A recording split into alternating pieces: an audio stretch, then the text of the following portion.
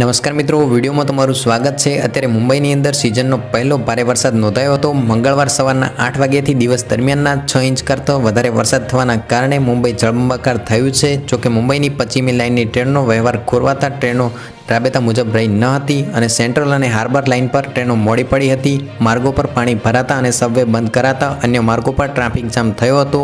મુંબઈમાં અગાઉ yellow alert અપાયું હતું, પરંતુ હવામાન ખાતાએ બાદમાં ચેતવણી અપગ્રેડ કરી અને ઓરેન્જ એલર્ટ જાહેર કર્યું હતું। 9મી સુધી અતિથી ભારે અતિભારે વરસાદની આગાહી કરવામાં આવી છે।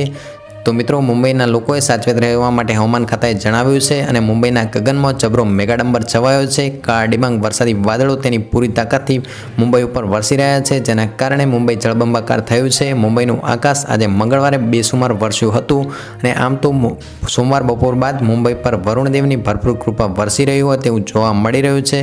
વરસાદના કારણે દિવાલ તૂટી પડવાથી કે વૃક્ષો ધરાશયી થવાથી નાની મોટી ઘટનાઓ સર્જાઈ હતી, જોકે કોઈ જાનહાનિ થઈ ન હતી અને રોડ રસ્તાઓ પણ તૂટી ગયા છે। તો મિત્રો, આ રીતે મુંબઈની અંદર વરસાદે કહેર મચાવ્યો છે। તો મિત્રો, આ તો આજનો વિડીયો ગમે તો વિડીયોને લાઇક કરો, શેર કરો અને વરસાદની આગાહીની અને બીજી અન્ય લેટેસ્ટ માહિતી મેળવવા માટે ચેનલને સબસ્ક્રાઈબ કરો।